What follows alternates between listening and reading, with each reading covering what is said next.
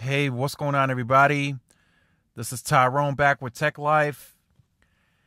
And in this video, I wanted to talk about this article, of course, and I will leave it in the description down below so you guys can check it out in its entirety.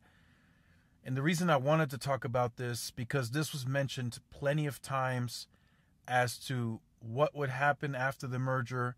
And then when the pandemic started, a lot of you in the comment section, I remember seeing, were guessing that if job losses were created or were to happen, that they would blame the pandemic for the delay. And that's exactly what's happening here. So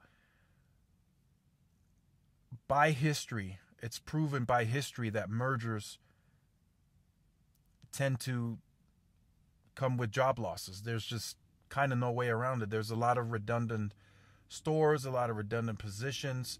So a lot of mergers, in fact, I think probably all mergers have in somewhat shape or form ended up in job losses. And that's exactly what happened with the Sprint T-Mobile merger.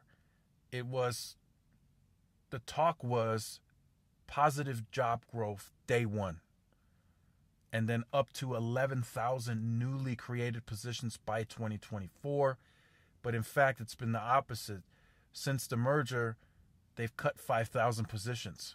A lot of those positions, like I mentioned, are likely redundant. A lot of executives that were the same position twice. A lot of, two store managers, two assistant managers. So a lot of redundant positions that they were just cut off. They were laid off. Some received the severance package. Some got unemployment. But nonetheless, they cut about 5,000 positions overall since the merger's been approved. Now, the reason that they haven't been net positive on job growth, they're blaming the pandemic. They're saying it's creating delays.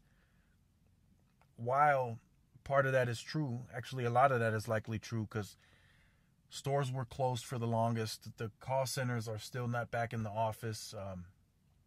I spoke with a team of experts rep not too long ago. She said a lot of them are still working from home due to some restrictions from the governor in certain states and cities. So although the pandemic has been really bad, but the pandemic did kind of play into T-Mobile's favor. They can now use that as an excuse as to why they're not net positive yet on job growth. Will that eventually come? Yes. But I'm noticing a few things here. So call centers, at least stateside, are going to have to pick up. They're going to need a lot more. They're going to need to open more call centers.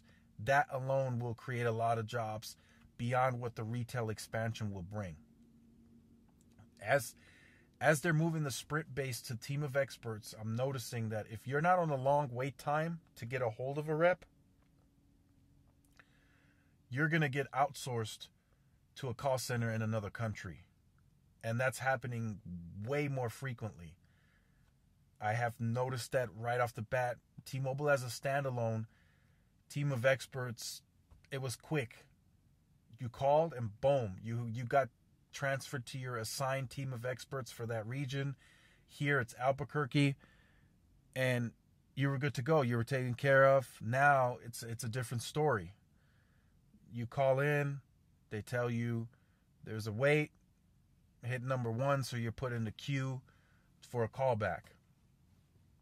And then 9 times out of 10, when you receive that callback, it's an outsourced call center in another country.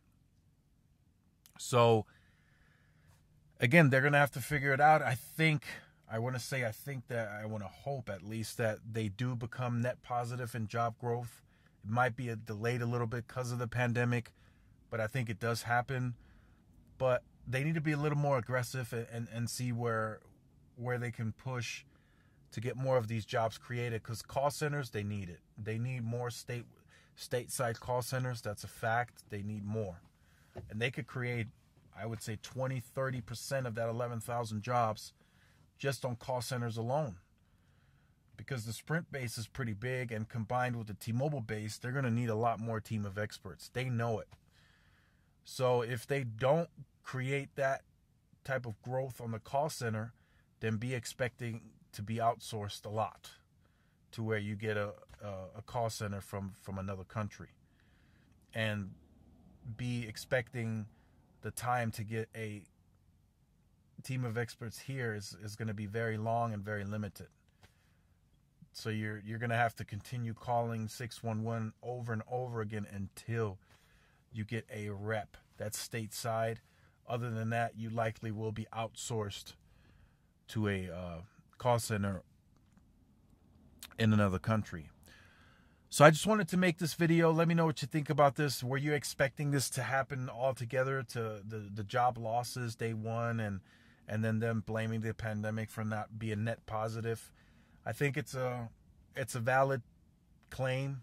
I think it's true. A lot of states and cities and counties are still not operating at full capacity, so there's really no need to hire more store reps or hire more people at the headquarters. There's really no need right now. But in the future, as they grow as a company and they get into rural America, they're going to need more reps. They're going to need a lot more reps. And then in the second half of the year, as the foot traffic is expected to pick up again in retail locations, they're going to need more reps anyway. They're going to need more people to take care of customers and the foot traffic. Even if there's no sale, they just need to be able to interact with whoever steps in the store.